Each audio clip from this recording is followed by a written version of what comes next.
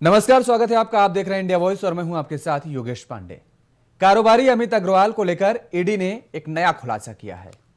दरअसल इस खुलासे के मुताबिक अमित अग्रवाल ने मनी लॉन्ड्रिंग और अवैध खनन की जांच सीबीआई और ईडी से कराने से जुड़ी हाईकोर्ट में दायर याचिका को प्रभावित कर जांच रोकने की साजिश रची थी। अमित अग्रवाल ने इसके लिए खुद ही वकील राजीव कुमार को ट्रैप कराया और उसने एक राजीव के परिचित कारोबारी सोनू अग्रवाल का इस्तेमाल किया इसके लिए। इसके साथ ही उसने कोलकाता पुलिस में अपने संबंधों का इस्तेमाल कर राजीव कुमार को 50 लाख नकदी के साथ गिरफ्तार भी करवाया। ईडी ने रांची के पीएमएलए कोर्ट को जानकारी दी है और उसमें बताया है कि कारोबारी अमित अग्रवाल ने कोलकाता पुलिस में अपने संबंधों का गलत इस्तेमाल कर वैसी जगह एफआईआर दर्ज कराई जहां ना तो अमित अग्रवाल का घर है और ना ही अमित अग्रवाल का कोई दफ्तर है। अब आए दिन नए नए खुलासे हो रहे हैं। अमित अग्रवाल से पूछताछ हुई है, उसमें भी बड़े बड़े खुलासे हुए हैं। क्या खुलासे हुए हैं उन पर भी चर्चा करेंगे, लेकिन उससे पहले सुनिए क्या कुछ प्रतिक्रियाएं सामने आई हैं। कानून अपना काम कर रहा है और कानून का सम्मान भारत के हर नागरिकों को करना चाहिए और उसके अंतर्गत वे पकड़े जा रहे हैं जो भ्रष्टाचार, वे पकड़े जा रहे हैं जो सत्ताधारी दल के आधार पर आर्थिक संपन्नता को और आर्थिक महाराजा बनने का जो काम किया था वो पकड़े जा रहे हैं। और पकड़ने के बाद पर दर परत कई चीजें हुई हैं, प्रारंभ हुई है। तो ईडी की जो यह कार्रवाई है यह बिल्कुल एक पक्षीय कार्रवाई जिसको हम कह सकते हैं। किसी विपक्ष के लोगों को कैसे हम इन किन प्रकारेण घेरा बना करके उसे परेशान करें, लोकतांत्रिक सरकार को हम कैसे अस्थिर करें, इसके लिए इस देश में अब ईडी का इस्तेमाल किया जा रहा है। जबकि पहले 2014 के पहले से लोग ये जानते थे कि ईडी जो है निष्पक्ष एजेंसी है, लेकिन अब ईडी जो है इलेक्शन मैनेजमेंट डिपार्टमेंट के रूप में इस देश में काम कर रही है। तो नए नए खुलासे होने शुरू हो गए हैं। ईडी अमित अग्रवाल से लगातार पूछताछ कर रही है और पूछताछ में नए नए खुलासे हो रहे हैं। अब सबसे बड़ा जो खुलासा सामने आया है उसमें यह कि दरअसल अमित अग्रवाल ने एक बड़ी साजिश रची थी। पिछले दिनों वकील राजीव कुमार की जो गिरफ्तारी हुई, अमित अग्रवाल ने हवाला दिया कि दरअसल राजीव ने उनसे रिश्वत की मांग की थी और जो अपील उन्होंने दायर कर रखी थी उसको वापस लेने की बात कही गई। 10 करोड़ में यह पूरी डील हुई बताया गया अमित अग्रवाल की तरफ से। फिर कहा कि दरअसल जब डील 10 करोड़ की ज्यादा लगी तो और बार्गेनिंग की गई, 4 करोड़ पे आई। 4 करोड़ भी देने में असमर्थता जब अमित अग्रवाल ने जताई तो वो डील 1 करोड़ पर आकर के टिक गई और 50 लाख रुपए के साथ राजीव कुमार की गिरफ्तारी हुई पिछले दिनों। और वह गिरफ्तारी दरअसल पूरी एक साजिश के तहत हुई है। अमित अग्रवाल ने खुद राजीव कुमार से संपर्क किया। ईडी ने इस बात का खुलासा किया है कोर्ट में और कहा गया है कि दरअसल यह एक पूरी कूट रचित साजिश थी और राजीव कुमार के फंसाने के लिए बैंक से अमित अग्रवाल ने 60 लाख रुपए निकाले और उन 60 लाख रुपए में से 50 लाख रुपए राजीव कुमार को दिए और कोलकाता पुलिस की मदद से गिरफ्तारी करवाई गई। फिर उसके बाद ऐसी जगह एफआईआर कराई गई जहां पर ना तो अमित अग्रवाल का दफ्तर है और ना ही अमित अग्रवाल का घर है। तो देखिए 31 जुलाई को वकील राजीव कुमार 50 लाख रुपए के साथ गिरफ्तार हुए थे और 10 अगस्त को ईडी ने राजीव मामले में दर्ज केस में मनी लॉन्ड्रिंग का केस दर्ज किया। उसके बाद 20 अगस्त को अधिवक्ता राजीव कुमार से ईडी की रिमांड पर पूछताछ शुरू हुई। 31 अगस्त को राजीव कुमार को फिर से न्यायिक हिरासत में भेज दिया गया और उसके बाद 7 अक्टूबर को ईडी ने कारोबारी अमित अग्रवाल को इस मामले में गिरफ्तार कर लिया और 8 अक्टूबर को ईडी को पूछताछ के लिए अमित अग्रवाल की 7 दिनों की रिमांड मिल गई और अब पूछताछ लगातार जारी है। इसी मुद्दे पर चर्चा करेंगे। हमारे साथ फिलहाल एक मेहमान जुड़ चुके हैं और भी जुड़ेंगे। तब तक आलोक दुबे जी हमारे साथ जुड़ चुके हैं, कांग्रेस के नेता हैं। बहुत बहुत स्वागत है आलोक दुबे जी। आलोक दुबे जी, देखिए नए नए खुलासे हो रहे हैं अमित अग्रवाल को लेकर के। अब जो पूछताछ में ईडी के पूछताछ में मामला सामने आया है उसमें यह कहा गया कि दरअसल राजीव कुमार जो गिरफ्तारी हुई राजीव कुमार की, वो अमित अग्रवाल ने साजिशन ये जो अवैध कारोबार था यानी खनन का जो मामला था, शेल कंपनियों के जरिए जो मनी लॉन्ड्रिंग का मामला था, उन सबको ईडी और सीबीआई से जांच के बचाने के लिए राजीव कुमार की गिरफ्तारी करवाई गई।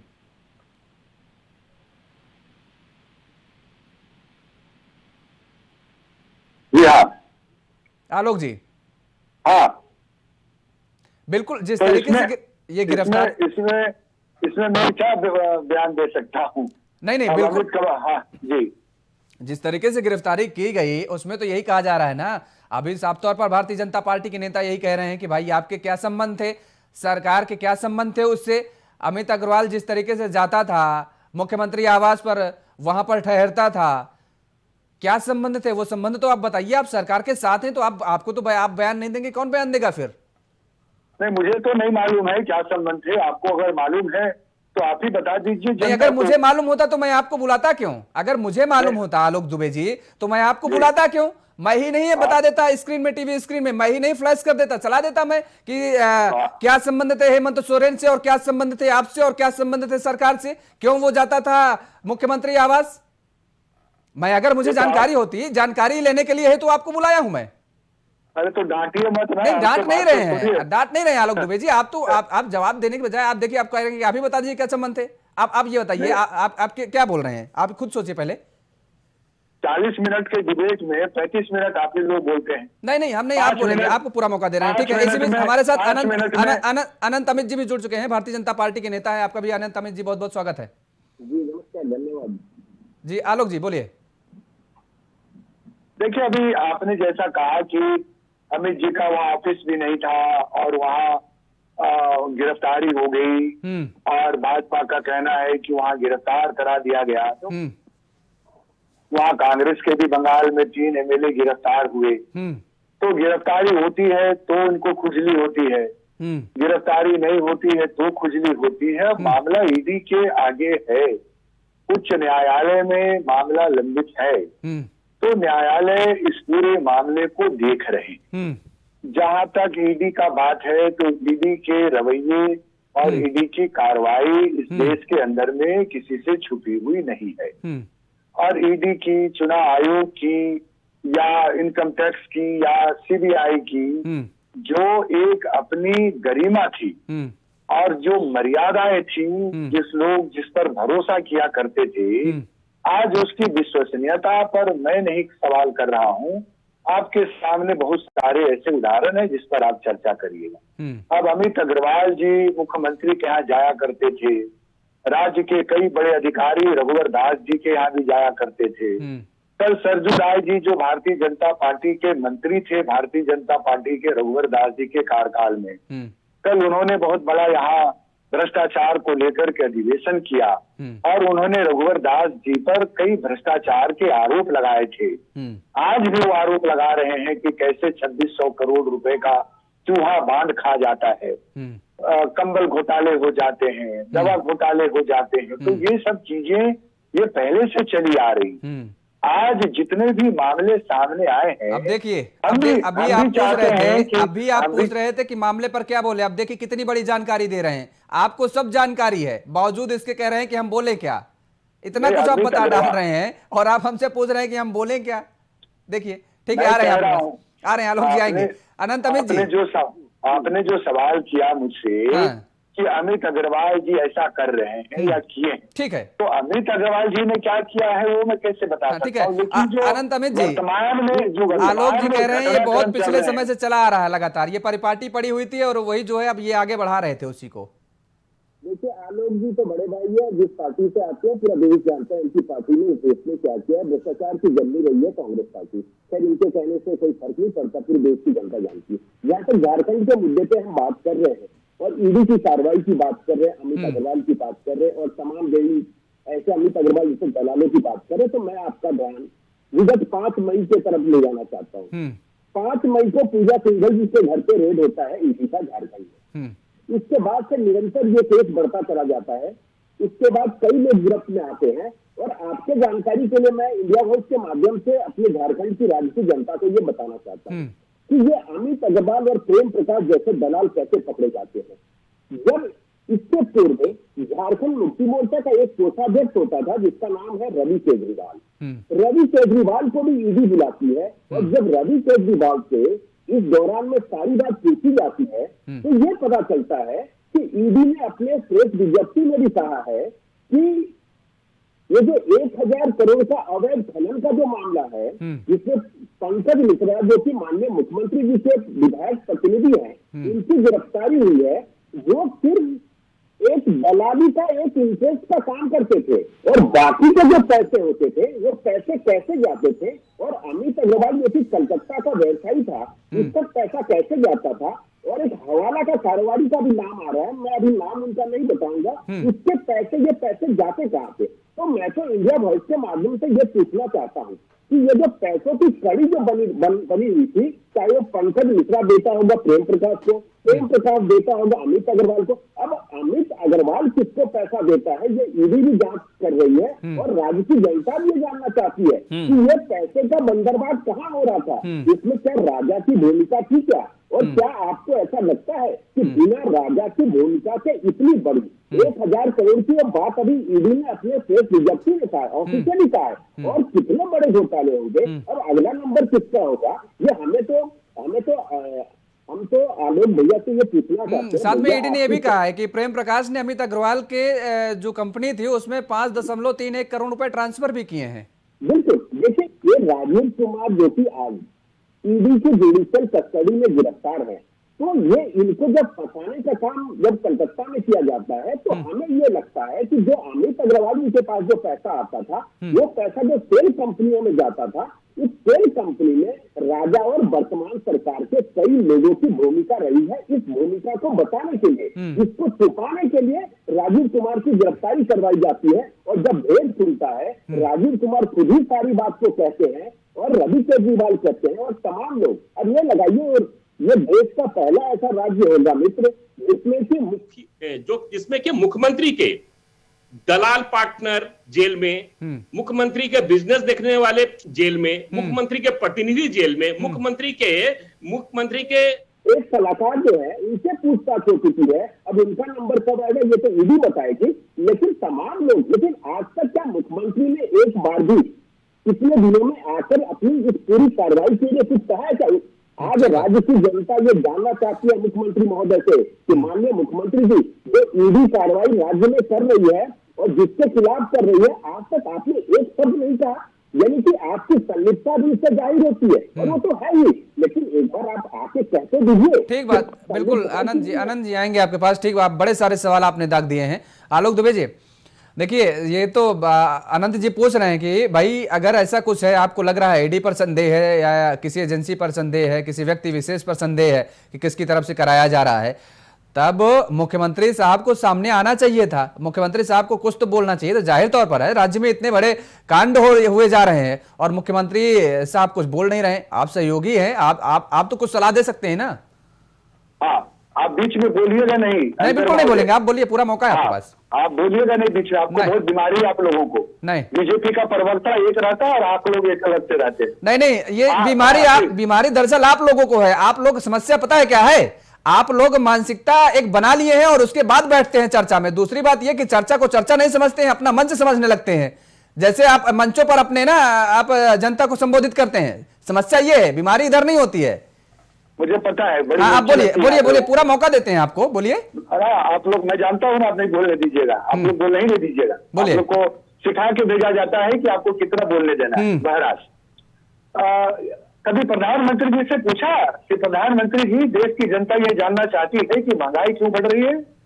पूछा कभी आप? नहीं, हम सबसे पूछते हैं, फिलहाल अभी जो आपसे पूछ रहे हैं वो बताइए। अभी आप चर्चा को डाइवर्ट कर रहे हैं, वही हमने कहा ना पूछने की। हाँ, आपकी हिम्मत ही नहीं। हमारे पास हिम्मत तो इतनी है, हम अमित शाह जी से भी पूछ सकते हैं, प्रधानमंत्री जी से भी पूछ सकते हैं, राहुल गांधी जी से और सोनिया गांधी जी से, और सबसे पूछते हैं। आप इसका मतलब टेलीविजन देखते नहीं है। आप देखना शुरू करिए, आप इंडिया वॉइस को देखना शुरू करिए, आप इंडिया वॉइस को देखना शुरू करिए, आप देखते नहीं हैं। हाँ। पूछ के बताइए, आप जवाब दीजिए, मैं बता रहा हूँ ना, आप देखना शुरू करिए। आप टेलीविजन नहीं देखते, इंडिया वॉइस नहीं देखते, आप रूटीन करिए, आप अपने घर में बोलिए ना इंडिया वॉइस देखना शुरू करें, सबसे सवाल पूछते हैं। आप जवाब दीजिए फिलहाल अभी, पूछ के बताइए। ठीक है, अभी आप जवाब दीजिए, पूछ के बताइएगा। हाँ, आप बीच में नहीं बोलेगा तब ना। अरे आप बोलिए तो, आप जवाब ही नहीं दे रहे हैं, आप डाइवर्ट कर रहे हैं इधर उधर। आप मानते ही नहीं है बात, आप जवाब दीजिए। नहीं चाहते आप लोग। आप एक चीज बताइए कि राज्य की जनता किससे क्या पूछ रही है, ये अच्छी तरह से मालूम है मुख्यमंत्री जी को भी, और रह गया प्रेम प्रकाश, केजरीवाल, पूजा सिंघल, सरजू राय, रघुवर दास जी, ये जो तथा ये जो लीडर है, ब्यूरोक्रेट्स है या जो भी है, ये दो साल की उपज है या 22 साल की उपज है? ये 2 साल की उपज है। जरा पूछिएगा भाजपाइयों से कि ये 2 साल में पैदा हुए हैं पूजा सिंघल कि 22 साल के प्रोडक्ट है? और जिस केस को ईडी दर्ज करने आई थी पूजा सिंघल को, उस केस को दर्ज करके कौन कौन लोग गिरफ्तारी हो रहे हैं इस देश में? जहां जहां ईडी पर छापेमारी पड़ती है, अगर वो भारतीय जनता पार्टी में शामिल हो जाते हैं तो वो दूध के दूल्हे हो जाते हैं। भाई ईडी को किसने रोका है? वो बताए कि मुख्यमंत्री ने कितना पैसा चोरी करके पाकिस्तान को भेज दिया है, ये बताया भारतीय जनता पार्टी का लोग। मुख्यमंत्री से क्यों जवाब कर रहे हैं? आपके पास अगर ईडी के पास, सीबीआई के पास चुनाव, इनको पूछिए कि चुनाव आयोग का चिट्ठी जो है, जो सटा हुआ है, वो क्यों खुल नहीं रहा है धागा? हेमंत सोरेन ने सब काम कर दिया 2 ही साल में, 22 साल में, 2 साल में सब जितना करप्शन है सब यही 2 साल में पैदा लिया। ठीक है, 20 साल में 18 साल भारतीय जनता पार्टी की सरकार रही, वहां एकदम राम राज था, गंगा, ब्रह्मा, विष्णु, महेश सब ढोल बजा करते थे। बहुत बढ़िया बात है। ये 2 साल में जो बेईमानी हुई है इस राज्य में, 22 साल में, भाई जेल भेजिए ना। ईडी बताए कितना पैसा हेमंत सोरेन ने चुरा करके भेज दिया है, कहाँ किसके तार किससे जुड़े हुए हैं?